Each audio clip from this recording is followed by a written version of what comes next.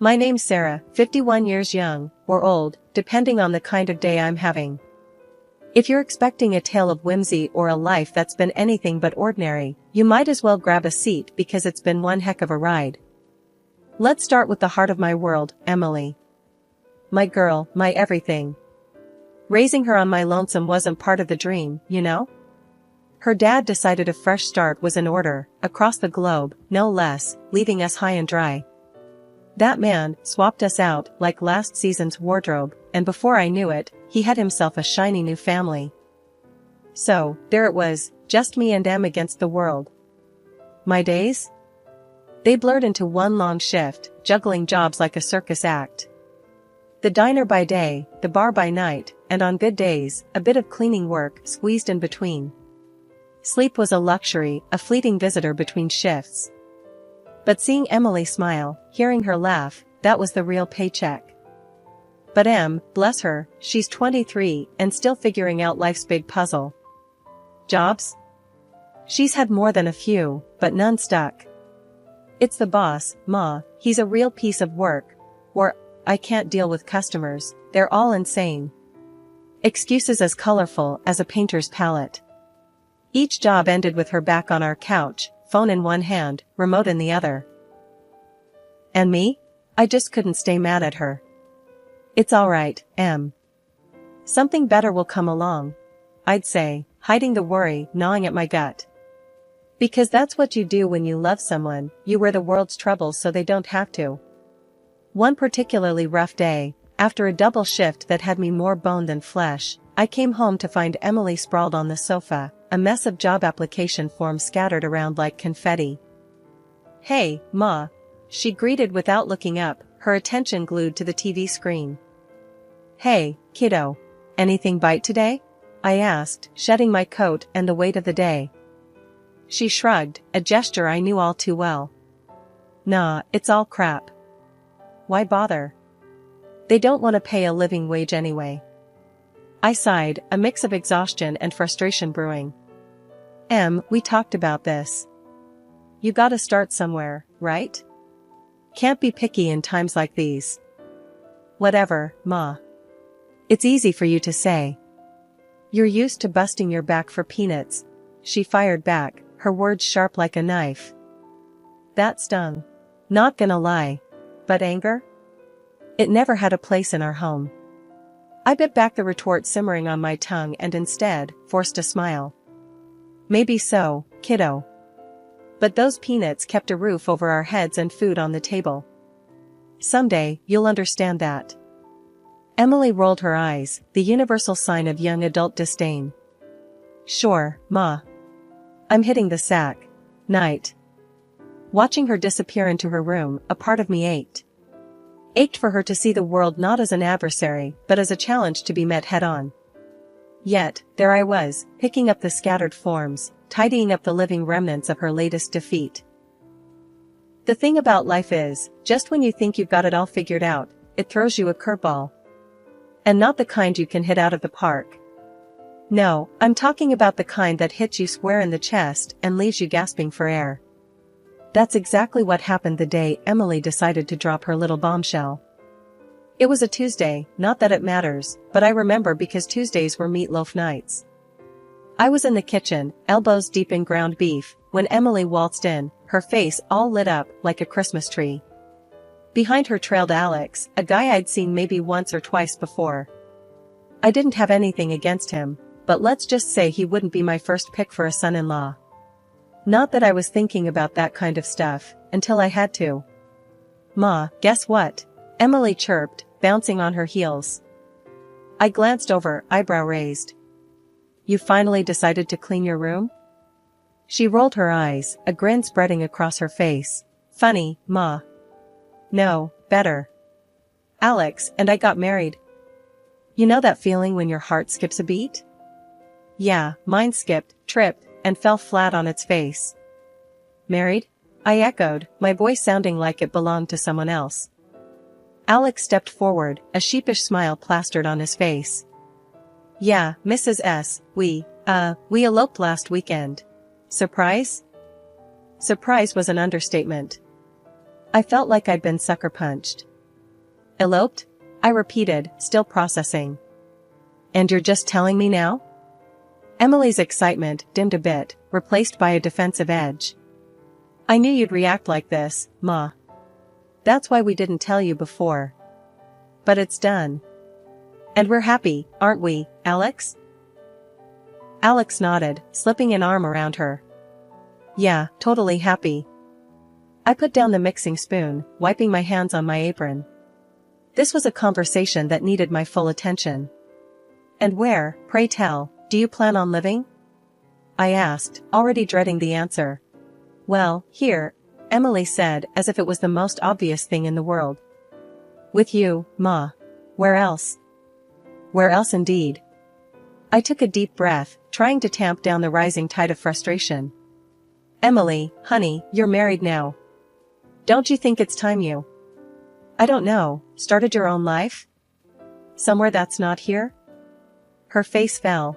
Ma, you know we can't afford that. Alex's job doesn't pay much, and I'm still looking. Looking. Right. The eternal job hunter. I looked from her to Alex, who seemed content to let Emily do the talking.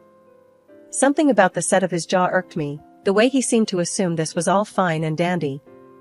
Look. I started, trying to keep my voice even.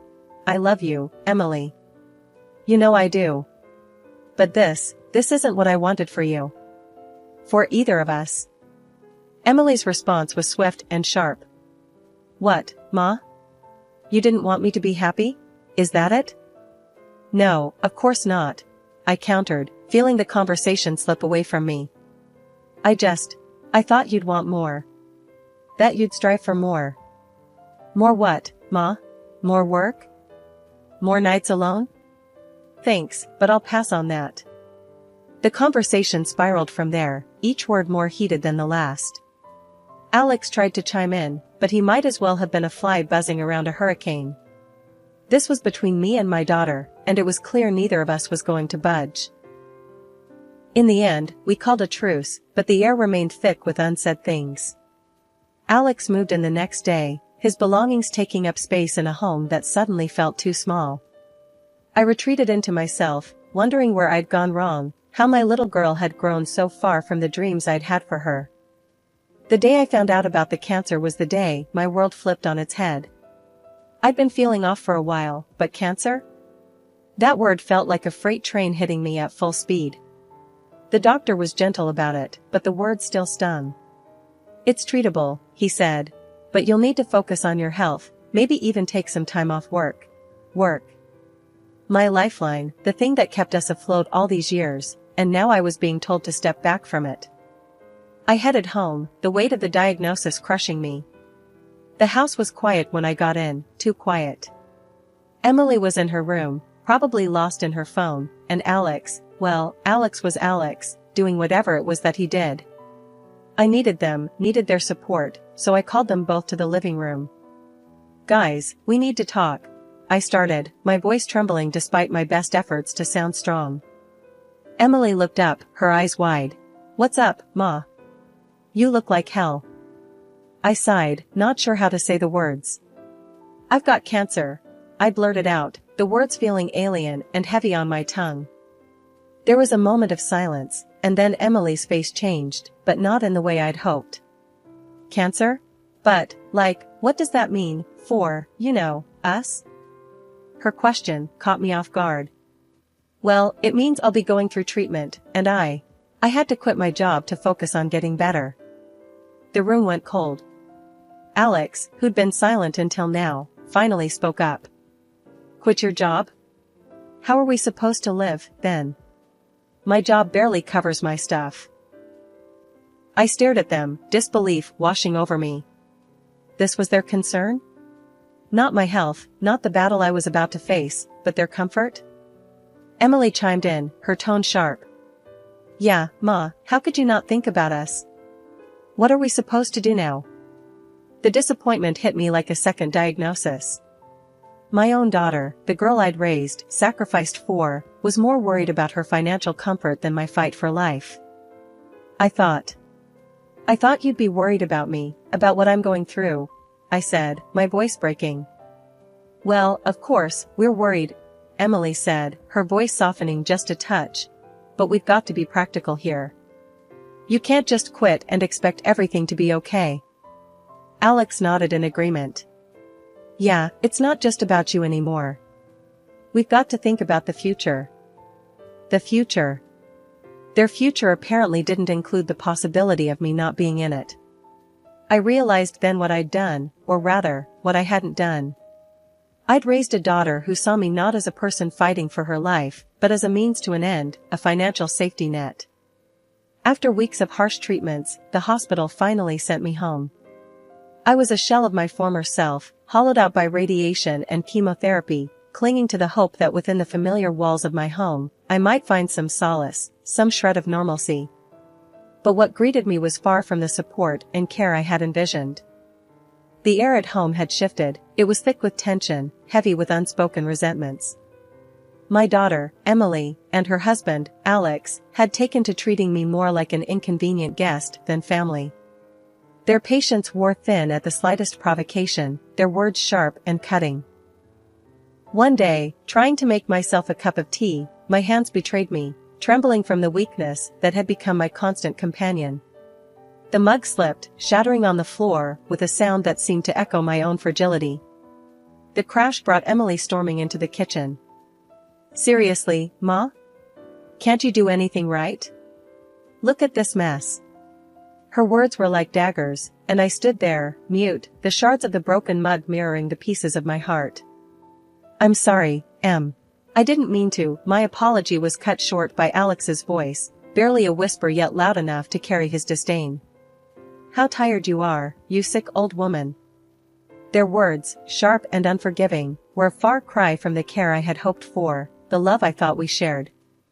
Each day was a battle, not against the cancer that ravaged my body, but against the coldness that had taken root in my own home. I moved through the days and a days, my every action, every sound, seemingly an annoyance to them. Asking for help became an exercise in humiliation. Em, could you help me up? I'd ask, reaching out for support. The response was always the same, a huff of irritation, a reminder of her own priorities. And so there are plenty of things to do, and you too, she'd snap, leaving me to fend for myself. Night after night, I cried myself to sleep, the sound of my sobs a solitary lament in the silence of the house. I was a burden, a nuisance in my own home, my presence an unwelcome reminder of the fragility of life. Due to constant stress, my health deteriorated, and I was admitted to the room again. After weeks of silence and solitude in the hospital, the last person I expected to see was Emily. Her visits had become as rare as a cool breeze in a heat wave, and yet, there she was, standing at the foot of my hospital bed, looking every bit as uncomfortable as I felt surprised. Hey, Ma, she started, avoiding my gaze. How you feeling? The casualness of her question, as if she'd been by my side all along, stung. Been better, I replied, my voice raspy from disuse. What brings you here, Em? Finally decided to check on your old mother? She fidgeted, looking anywhere but at me. Yeah, well, there's something we need to talk about. It's about the house. The house. My sanctuary, the only legacy my grandmother left me, and our only real home. A lump formed in my throat. What about it? Emily finally met my gaze, her eyes hard. Alex and we've been talking, and we think it's best if you transfer the house to us. Legally, I mean. I couldn't believe what I was hearing. Transfer the house? To you and Alex? Why on earth would I do that? She crossed her arms, her discomfort replaced by defiance. Because, Ma, it's practical. Alex is sick of living there, like he's some sort of freeloader.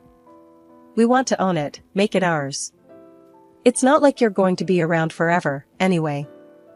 Her words felt like a slap. The audacity, the sheer insensitivity. My own daughter, viewing my home, my life, as nothing more than a transaction to secure her future comfort. You think I'm just going to hand over everything because your husband doesn't like feeling like a guest? In my own house? It's not just that, Ma. It makes sense. You're here, sick, and who knows for how long. We're thinking about the future. The future? I echoed, incredulous. And what about my future, Emily? Did you ever stop to think about that? Or is it just about what you and Alex want? She sighed, a sound of frustration and impatience. You're being unreasonable, Ma. We're just trying to be practical here. Practical?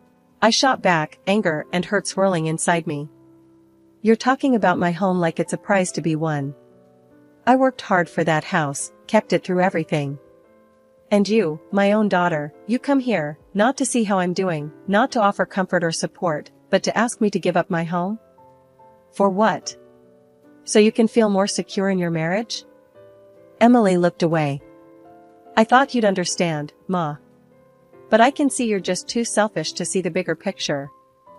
Selfish? The accusation was a bitter pill to swallow. My whole life, I'd given everything to Emily, sacrificed so much, and now, in my time of need, this was how she saw me? Understanding has nothing to do with it, I said, my voice steadier than I felt. This is about respect, about family. And right now, I don't know if I even recognize you, Emily.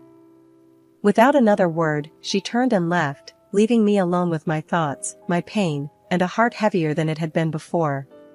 Lying in the sterile silence of the hospital room, the buzzing of my phone felt like a lifeline to the outside world. When I saw it was Janice, my friend who's been in real estate since we were in high school, my heart skipped a beat. She never called without good reason. Hey, Janice. What's up? I tried to keep my voice steady, despite the dread settling in my stomach. Sarah, I don't know how to say this, but I was at the office today, and I saw a listing. It's your house, Sarah. Emily and that husband of hers are trying to sell it. The room spun. What? That can't be right. My house? Are you sure? As sure as I'm standing here. I thought it was a mistake, but I checked the documents myself. They've forged your signature, Sarah. It's listed under their names now.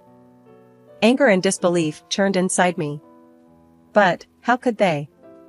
I never gave them any permission. This has to be illegal. It is, Sarah. You need to act fast. I knew she was right. My next call was to Mike, an old friend from college who ended up becoming a lawyer. Explaining the situation left me feeling exposed and vulnerable, but Mike's calm demeanor was a small comfort. Sarah, this is serious. We need to file for an injunction immediately to stop the sale. I'll need every piece of documentation you have on the house. We can argue forgery and undue influence, but we have to move quickly. Okay, Mike. I'll get you everything. I can't believe Emily would do this to me. To her own mother. It's unfortunate, but let's focus on protecting what's yours. I'll start the paperwork. Hang tight, Sarah. Hanging up, I was enveloped by a profound sense of betrayal. My own daughter, scheming behind my back to steal the only thing I had left from my grandmother. The thought was suffocating. Days passed in a blur of legal documents and phone calls. Mike was a godsend, navigating the legal maze with a precision that gave me hope. Meanwhile, I couldn't bring myself to confront Emily, not yet. The wound was too fresh, the betrayal too deep. For days, I interacted with Emily and Alex as if all was well, all the while coordinating with Mike to build our case. Their casualness around me, the way they dodged my gaze, only fueled my resolve. I had to protect what was rightfully mine. When Emily came to visit, feigning concern, I had to stifle a scoff. Hey, Mom. Just checking in. How are you holding up? Her words were hollow, and I played along. I've been better, Em. But I'm hanging in there. How's things at home? I prodded, curious if she'd slip up. Good, good. Alex and I are just, keeping busy. The evasion in her voice was palpable. The conversation danced around the elephant in the room, both of us playing our parts in a twisted performance. After she left, I couldn't help but feel a pang of sorrow for the relationship we once had. But this betrayal? It was a line crossed, and there was no turning back. Mike called later with updates. "We're all set, Sarah. You ready for this?" "More than ever, Mike. Let's do it." As I lay in my hospital bed, staring at the sterile ceiling, I couldn't help but marvel at the situation. My own daughter, plotting against me, and here I was, about to turn the tables. Released from the hospital for a bit, I have started to fulfill my plan. Janice was in on it too. She helped me set it up so I'd show up at my own house, pretending to be interested in buying it. The thought alone had my heart racing with a mix of nerves and a strange sense of excitement. I arrived at the house, dressed differently, hoping Emily and Alex wouldn't recognize me right off the bat. The moment they opened the door, their faces went from eager to sell to outright horror. It was almost comical, seeing them scramble to make sense of what was happening. "Mom? What are you doing here?" Emily stammered, her face pale. "Thought I'd take a look at my own house, considering it's up for sale and all." "Nice listing, by the way," I said, my voice dripping with sarcasm. Alex, ever the smooth talker, tried to recover. "Sarah, look, this is just a big misunderstanding. Let's talk about this." "Misunderstanding?" I scoffed. "Forging my signature and trying to sell my house is a bit more than that, don't you think?" Without another word, I stepped outside and called the police. As I explained the situation, I watched Emily and Alex from the window, their expressions a mix of fear and disbelief. When the police arrived, Emily and Alex were taken away in handcuffs. Their pleas and cries echoed down the street, but my heart was hardened against them. The betrayal was too deep, the wound too fresh. After the dust settled, the quiet in my house was both eerie and soothing. It was just me now, alone with the echoes of a life that once was. The days melded into one another as I focused on my health, on healing not just my body, but my battered heart as well. Miraculously, my health began to turn a corner. The cancer that once seemed like a death sentence slowly retreated into the shadows, giving me a new lease on life. The trial of Emily and Alex was a spectacle, one I attended with a heavy heart. Watching them, so small and defeated in the courtroom, stirred something in me, but it wasn't enough to overcome the betrayal. They pleaded, tears streaming down their faces, begging for my forgiveness. But forgiveness was a river that had run dry. The court handed down a modest sentence for their crimes, but no punishment could right the wrongs they'd done. Word got around, as it always does in small towns. Some folks shook their heads, sking at my hard-heartedness, unable to understand how I could turn my back on my own flesh and blood. But most knew the pain of betrayal, and they stood by me, offering nods of understanding and silent support. It's funny, really, how something so earth-shattering can shift your perspective. I used to care so much about what people thought, about being the perfect mother, the perfect neighbor.